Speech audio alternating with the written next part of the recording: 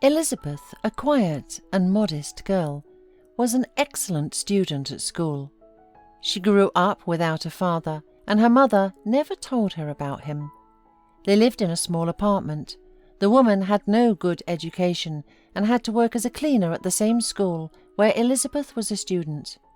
This was the cause for constant taunts from her classmates, who made snide remarks about the girl's appearance and her mother's work on a daily basis. The salary of the school cleaning lady was barely enough for food and necessities, so all the girls' clothes, though always clean and ironed, were shabby and unfashionable. Elizabeth could hardly keep from crying and tried to ignore the mockery.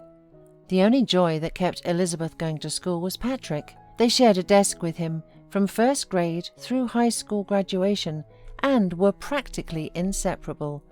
It was unclear to everyone what a modest A student and a spoilt troublemaker with C's could have in common. Patrick followed Elizabeth everywhere. He was carrying her heavy briefcase with her books in the morning and evening, and the boy also tried to treat Elizabeth every day with something, from expensive and tasty cookies in bright packaging to exotic sweets she had never tasted, and such care often made her very uncomfortable. Elizabeth was always waiting for some of her classmates to stop laughing at them, calling them bride and groom. Patrick grew up in a well-off family. His father worked at the mayor's office, and the boy never needed anything. Being aware of Elizabeth, his parents were strongly against this relationship, and they constantly told Patrick that the girl was not a match for him.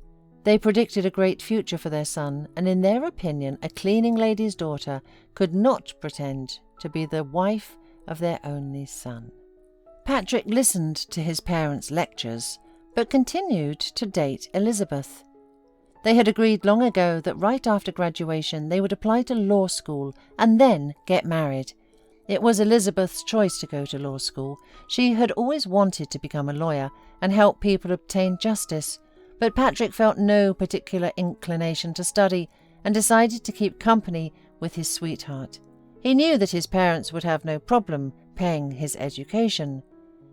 The documents for college were filed, and the young couple began to prepare for their wedding secretly. They bought 2 simple wedding rings and waited impatiently for the appointed date, thinking that no one would be able to stop them. But things didn't go according to plan when one of Patrick's friends blabbed to his mother about the future marriage, and she in turn immediately shared the news with Mrs. Murphy, Patrick's mother.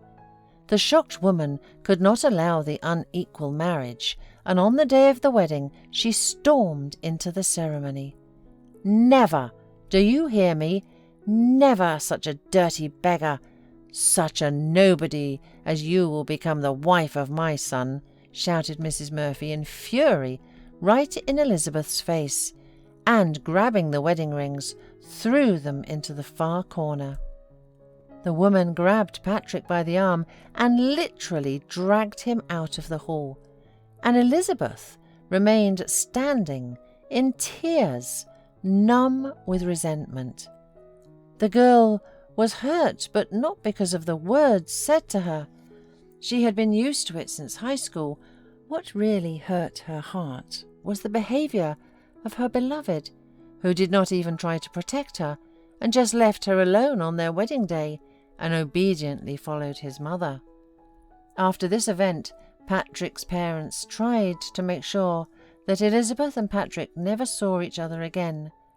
His father used his connections, and in a few days Patrick went to study at a college in the other end of the country, so Elizabeth didn't even know where he was.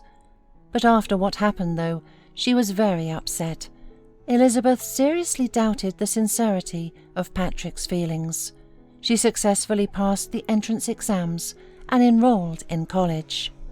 Elizabeth was totally immersed in her studies and made great progress.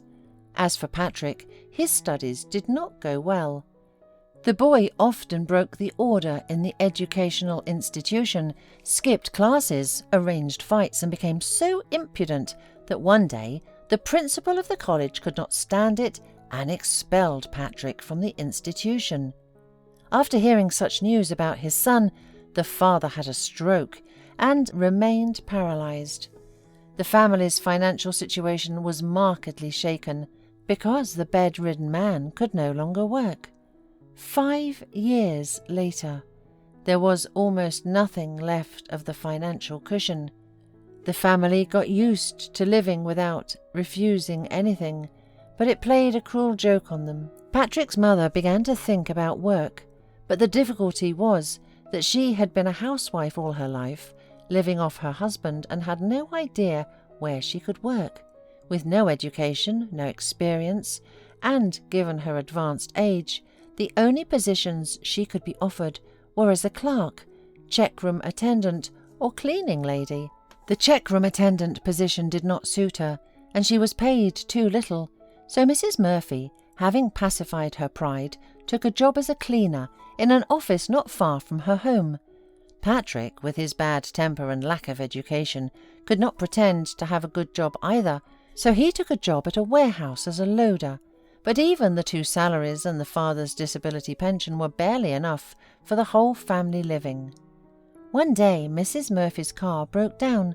It was already old, and the repairman assured Mrs. Murphy that repairs would cost more than buying a new one. So she decided to take out a loan and gradually pay it off. Mrs. Murphy went to a small financial organization where she could get a loan without proof of income. After signing the contract, she did not immediately notice the clause about the lender's right to change the interest rate, which was written in small print.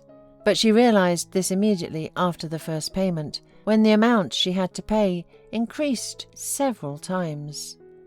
The family's budget could not withstand such huge monthly payments, and soon they had delinquencies and threats from the lender.